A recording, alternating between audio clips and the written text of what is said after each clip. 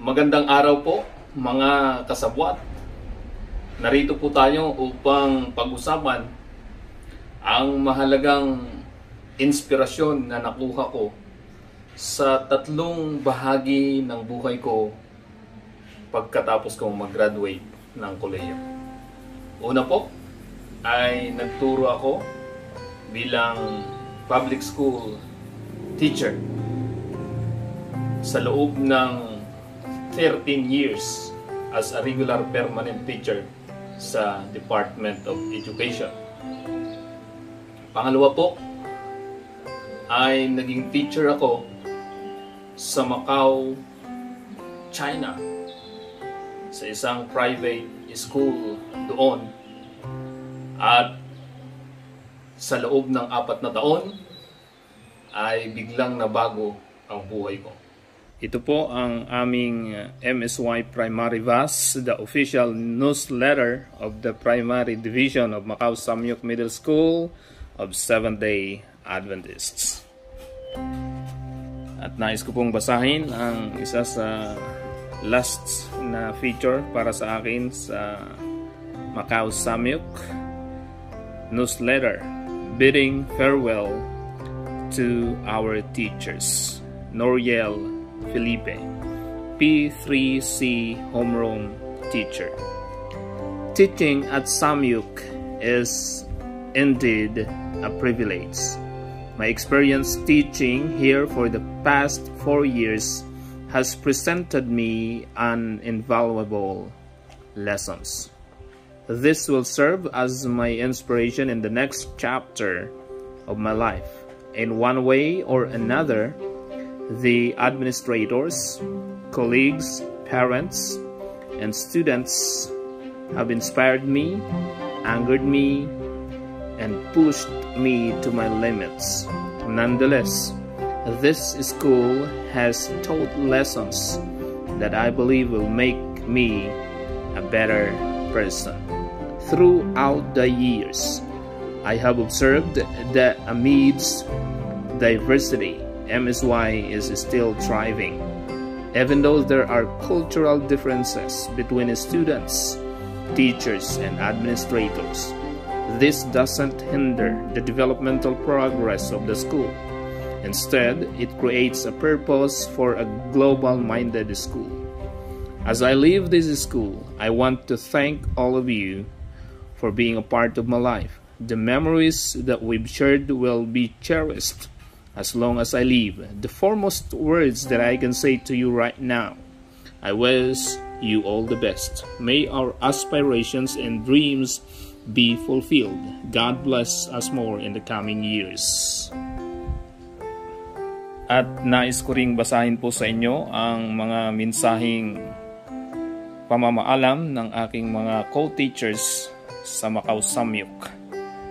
Ayan po. Ito po ay back-to-back mga kasama kong teachers sa primary division. Babasahin ko po ang ilan. Ang sabi po dito ni Miss Luana: Dear Mr. Noriel, thank you for your dedication. May God continue blessing you and your family. Luana. Siya po ay isang Portuguese. At narito naman po ang isang Indian, si Mr. Keith. Sir Noriel, you're a man of prayer. Thank you for sharing with us a part of your life. You have been blessed with great experiences that I believe you could use to bless others as well. God speed to your next professional quest, Mr. Keith. And this is also another message from my cousin. To you, my cousin and inaanak, Mr. Noriel. Being away from you is painful in our part, but I always trust in God that He has His own way to let His people feel good. God bless and take care your family. We love you, Miss Minda.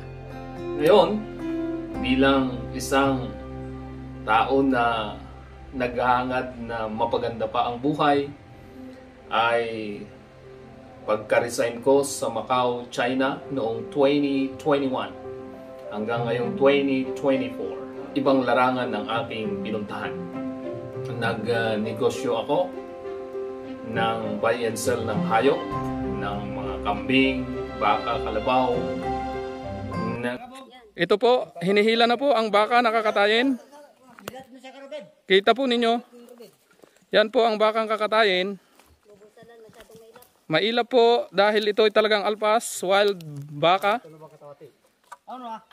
Dito po sa pastuhan dito sa may Sibacoy. Kita po ninyo. Mataba pero mailap.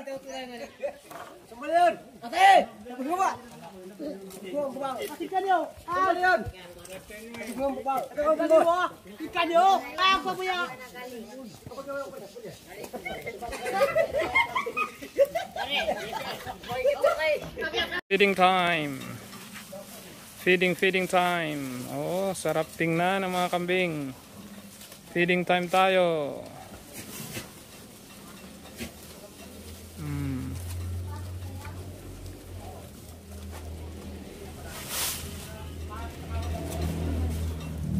Ito ang model ng kambing. Ayan. Iyon naman yung kambing na nasa taas. Oh, kung saan na siya. Manuti tancam dito timbang na. Ha? Nagbike ta mo nga nagkarkarnin niya. Ha?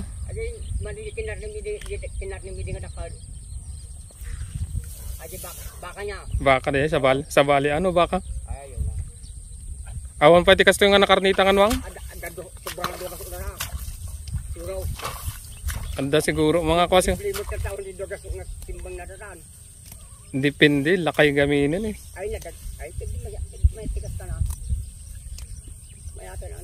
Nagtayo ng restaurant. At itong restaurant na ito ay tinatawag nating Barugante Restaurant sapagkat nasa taas ng puno ng mangga. At ito po ay naging trending at marami pong dumadayo ito dahil masarap ang mga lomi, mga putahing native chicken, mga kambing at mga bulalo at iba't ibang mga salad. Ganon din po ang iba't ibang mga kakanin na pwedeng i-request kapag may birthdayhan. At gumawa rin po tayo ng suka na galing sa saging. Yan, mass production po yan ng sukang saging na tinatawag naming oketo. At ang mga birthdayhan ay na-celebrate ko dito.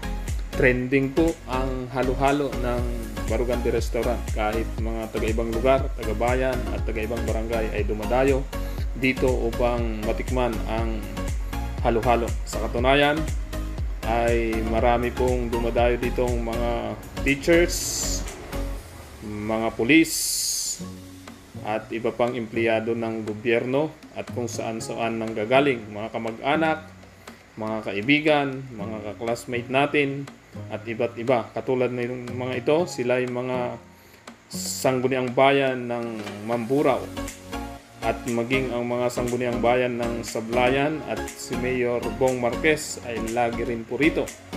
At nakatutuwa ng mga kaibigan natin ang mga konsehal ng Sablayan at Mamburao at iba pang mga politiko.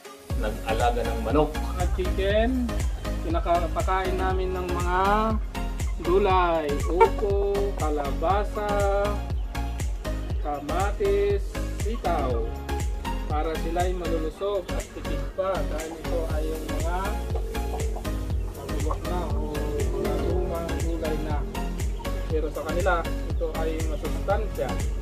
Yan. Kaya magandang mag-alaga. O ito yung iba o. Gustong gusto nila ang mga gulay.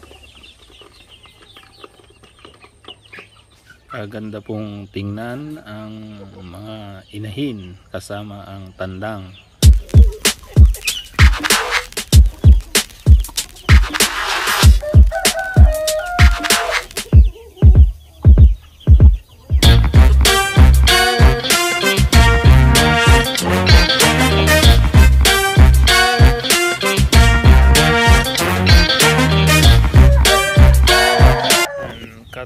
Tapos ang ulan, kaya busy ang ating mga alaga. Marami sa kanila ang nabasa, hindi pumasok doon sa may bubong. Dito lang sila sa may ilalim ng mga bayabas. Kaya yan, gulay din at iba't iba pa. At lahat yon ay ikukumpara ko kung ano ang pagkakaiba ng buhay ko noon hanggang sa ngayon.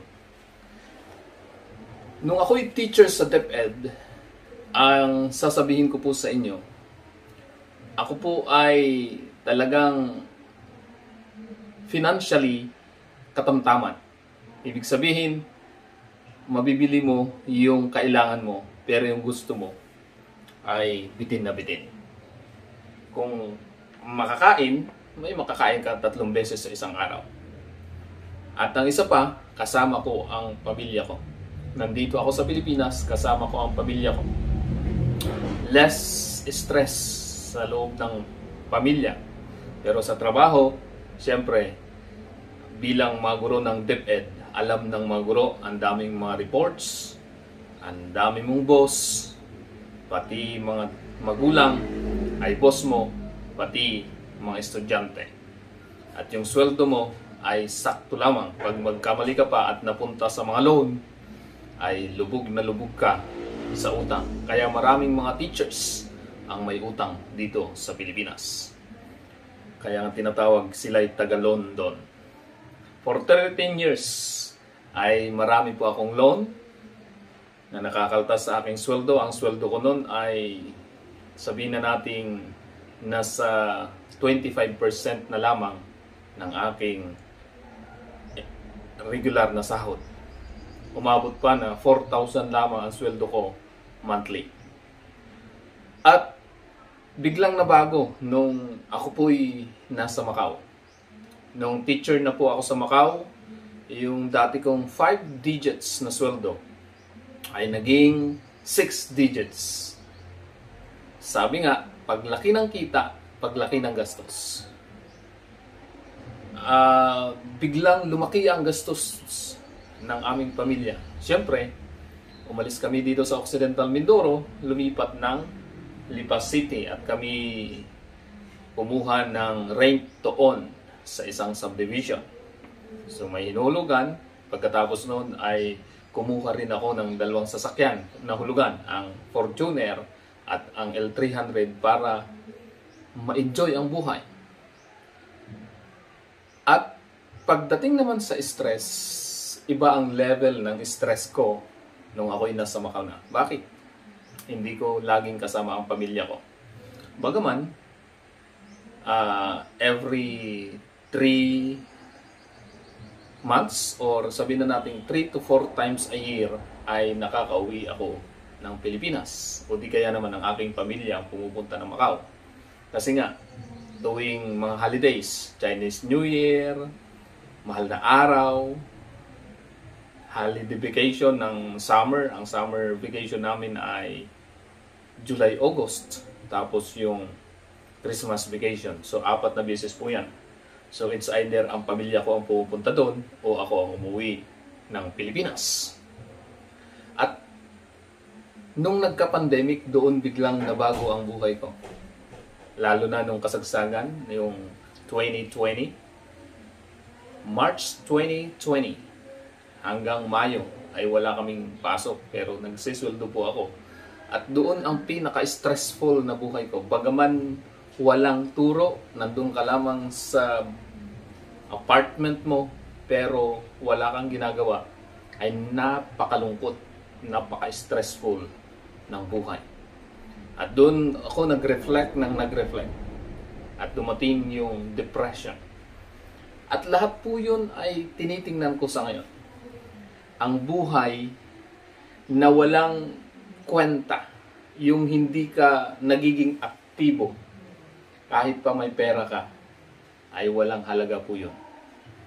Ngayong nandito na po ako sa Pilipinas, ang napansin ko po, financially, ay hindi ko na kayang kitahin yung kinikita ko nung nasa abroad ako.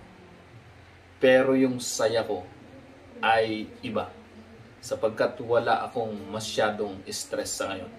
Ang isa lang na pwede kong isiping stress ko ay kapag nakikita kong ang aking pamilya ay nabibitin financially. Yun bang may gusto kang bilhin pero hindi mo magawa dahil wala ka ng extra pera. Ang kagandahan lang, all our needs ay natutugunan naman ng aming kinikita. Yung mga simpleng kitahan katulad ng restaurant, ng aming tindahan, ng aming pakunti-kunting mga negosyo sapagkat nagbabay and sell pa rin ako ng hayop at nag-aalaga ng mga manok ay sapat para sa aming pangangailangan. At ang maganda nito, kasama ko ang pamilya ko. Kasama ko sa bawat oras, sa anumang sandali na kailangan mo ng presensya nila at kailangan ka rin nila, ay hindi mo na kailangan tumawag pa sa cellphone. Maliban na lamang, siyempre yung mga anak ko na nasa Lipa Adventist Academy sa ngayon. Sapagkat yun ay choice namin para sila ay makapag-aral ng mas mataas na antas ng pag-aaral sapagkat nasa private school sila, bagaman may public school dito sa aming bayan. At makikita mo, ang buhay ay talagang it's all about choice. Naranasan ko na maging katamtaman ng kita. Naranasan kong sobrang laki ng kita kumpara doon sa dati. At naranasan ko ulit yung katamtaman sapagkat ito'y mga sarili kong desisyon. Walang nagpwersa sa akin at ito'y personal kong kaisipan. At ito po ang nakita ko ngayon. Hindi ko po alam kung ano pa ulit ang kasunod sa buhay ko. Ang mahalaga sa ngayon para sa akin ay nai-enjoy ko kung ano yung aking ginagawa. Ikaw na nanonood ngayon, nawa ma-enjoy mo yung ginagawa mo. Sana ay pag-isipan mo ng maigi kung ano yung maganda sa buhay mo. Kaya po ako nagdesisyon talagang umuwi at may nagtatanong sa ating YouTube channel bakit ako umuwi. Marami po akong kadahilanan. Marami po akong maling nagawa. Marami rin po akong desisyon na hindi dapat gawin ng ibang tao. Pero lahat po yun ay kasama sa paglago ko bilang isang tao. At ang first na dahilan kung bakit ako umuwi ay siyempre dahil mahal ko ang pamilya ko. Ang pamilya na siyang priority ko sa lahat ng aking ginagawa. Ikaw ngayon, ano ba talaga ang priority mo? Para sa akin, ang pera ay pansamantala lamang yan. Ano man yung mayroon ka ngayon. Katulad ko, nagkaroon ako ng Fortuner. At maraming salamat po sa mga nanonood ng Fortuner na nahatak. Yun po ang isa sa inspirasyon ko ngayon. Kahit nahatak yun, at least marami pong nai-inspire sa ating video na yun. Sapagkat para sa akin, yung karanasan ko na yun ay bahagi na lamang ng buhay ko. Nakaranas kami na magkaroon ng Fortuner at yun ay inspirasyon ko ulit upang maabot. Hindi ko alam kung ipagkakaloob ulit ng Panginoon ng mga pagpapalang yun. Pero ang maganda dito, kung anuman ako ngayon ay ini-enjoy ko sapagkat aanhin mo ang maraming pera kung ikaw naman ay malungkot. Pansinin nyo, maraming mga taong nagpapakamatay sapagkat sila'y malungkot sa kanilang kalagayan. Marami ang hinahangaan natin, akala natin sobrang saya nila dahil maalwan ang buhay nila in terms of material things. But in reality, they are depressed. In their hearts, they are longing for something that they cannot appreciate their exact or their current situation. Ikaw kapatid, ikaw kasabwat, baka nag-aalala ka sa buhay mo ngayon. Nasaan ka man, pag-aralan mo ang buhay mo. Pwede mong baguhin anytime ang takbo ng buhay mo. Kung inaakala mo na masaya ka na sa buhay mo ngayon, ituloy-tuloy mo na yung ginagawa mo ngayon. Pero kung hindi, may panahon para baguhin mo ang takbo ng buhay mo. Hindi ko sinasabing umalis ka na sa sitwasyon mo ngayon. pwedeng mag-isip ka kung paano mo i-divert yung gagawin mo para maging masaya. Gumawa ka ng mga bagay na magpapasaya sa'yo upang maging kapaki-pakinabang ang buhay mo. At kung sa tingin mo talaga ay kailangan mo nang umalis sa lugar na iyan, pwede kang magdesisyong umalis. Pero isipin mo muna ng maigi. Ako ngayon, lahat ng nangyari sa buhay ko habang pinag-aaralan ko, ako po'y talagang natutuwa deep in my heart sa nangyayari sa buhay ko. Bagaman financially, maraming naawa sa akin, sabi nila, si Sir Noriel bumabagsak. Pero deep in my heart, hindi po ako bumabagsak. Sapagkat alam ko na mas masaya ako ngayon kaysa nung panahong marami akong pera na hindi naman ako masaya. Bagaman hindi masamang magkaroon ng maraming pera, ng ari-arian, ng mga sasakyan, pero mas maganda na magkaroon ka nun na ikaw ay masaya. Sa mga nasa abroad, congratulations kung ilang years na po kayo dyan. Ako po'y 4 na taon ang inabot ko. At tunay na napaka-challenging ng ginagawa ko noon. Ikaw din ngayon, alam ko, pag ikaw ay nasa abroad, lalo kapag hindi mo kasama ang pamilya mo sa abroad, napaka-challenging po yan. At congratulations kung ilang taon ka na dyan. Nawa, yung pamilya mo dito sa Pilipinas ay patuloy mong mahalin. Patuloy kayong magkaroon ng magandang samahan kahit malayo kayo sa isa't isa. Pero ang hiling ko, pag-aralan mong mabuti ang buhay mo. Magbasa ka, ano ba talaga ang layunin mo? Hanggang kailan ka diyan sa abroad? In terms of financial, maging maingat sa paggamit nito. Sapagkat madaling maubos ang pera kapag hindi mo ito nagagamit sa tama. Maraming salamat po sa panonood. Nawa may kunti kayong natutunan sa aking i-share na ito. Maraming salamat po. Bye-bye.